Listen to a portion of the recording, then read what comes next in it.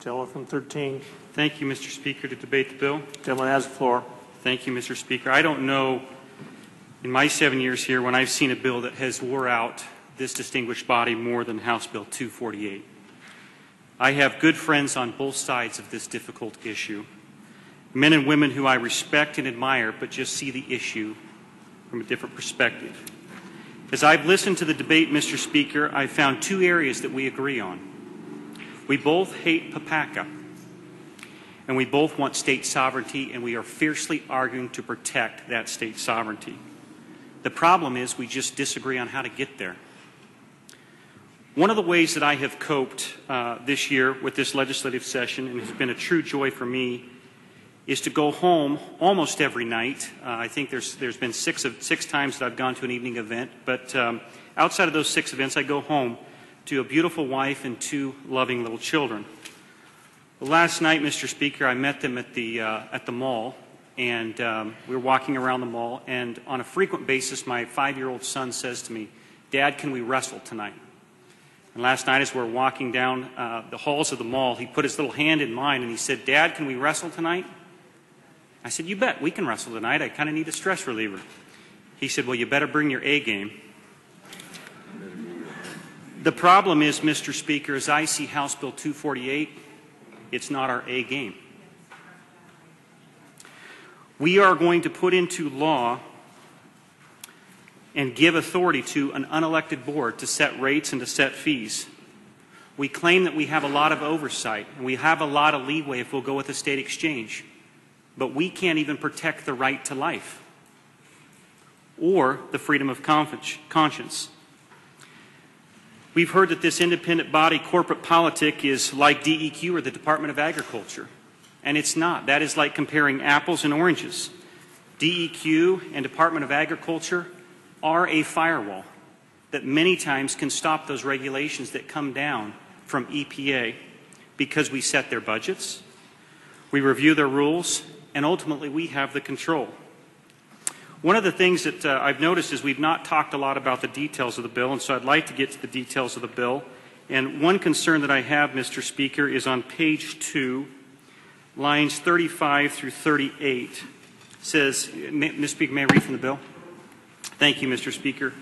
Members are appointed to the board by the governor, shall be subject to confirmation by the Senate, provided that, upon appointment, board members shall have full authority to exercise all the rights, duties, and participate in all decisions required by that position.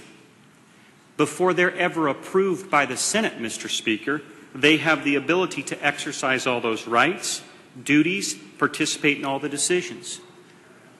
We had an appointment this year, Mr. Speaker, that was before the Senate that was somewhat contentious. And that nominee went through the process and ultimately was recommended that she would not serve on that commission. The way this particular legislation is set up is that nominee can be appointed by the governor and will have voting rights immediately.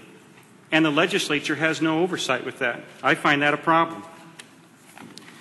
The other area, Mr. Speaker, that I find the camel's nose under the tent is on page 4, lines 37 through 42. The exchange shall not prohibit a health carrier, stick in your favorite health carrier, whoever that may be, from participating in the exchange, or prohibit a health benefit plan or standalone dental plan from being sold in the exchange so long as the health carrier or health benefit plan or standalone dental plan meets all requirement of applicable law and any requirements of the exchange consistent with this chapter.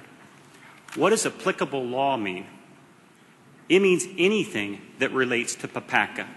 Any health insurance company that wants to, as long as they meet the requirements of PPACA, they can participate in the exchange. We don't know what that exchange is going to look like, Mr. Speaker, several years from now. There's been a lot of rumors of what will happen in the exchange, what we can expect to see in the exchange. I believe it was a 2,200-page bill when the exchange was passed. Now it's 30,000 pages of rules that have come forward. What if we have something like death panels? We don't have the control over that, because if that health carrier agrees to those death panels, they have to be allowed to participate in our exchange.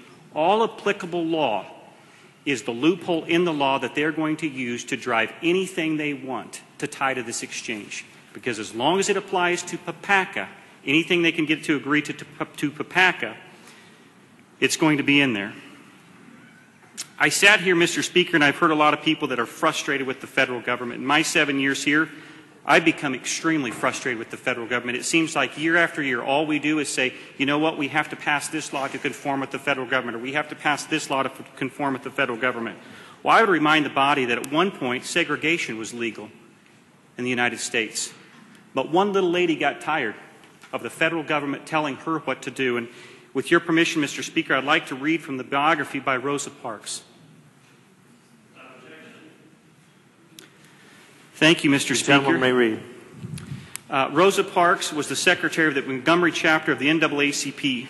She had recently attended the Highlander Folk School, a Tennessee center for training activist workers on rights and racial equality. She acted as a private citizen because she was tired of giving in. I've reached that point, Mr. Speaker, that I'm tired of giving in to the federal government. Time and time again, we give in to the federal government. And I think maybe it's time that we say to the federal government, we need to, or we say as a body, we need to have our Rosa Parks moment. We need to push back against the federal government.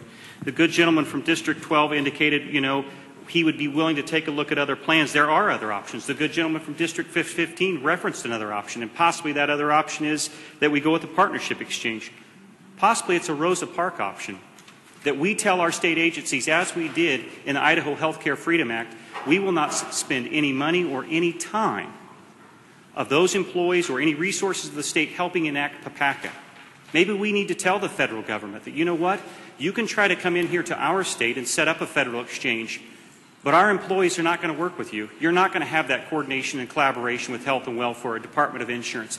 Maybe that's what the 25 states are trying to say, Mr. Speaker, that are standing up against this. And maybe they're looking to states like Idaho to say, join us in that Rosa Parks moment, where we will stand up to our federal government and say, under no conditions are we going to continue to allow the federal government to be the bully in the room and to push the states around.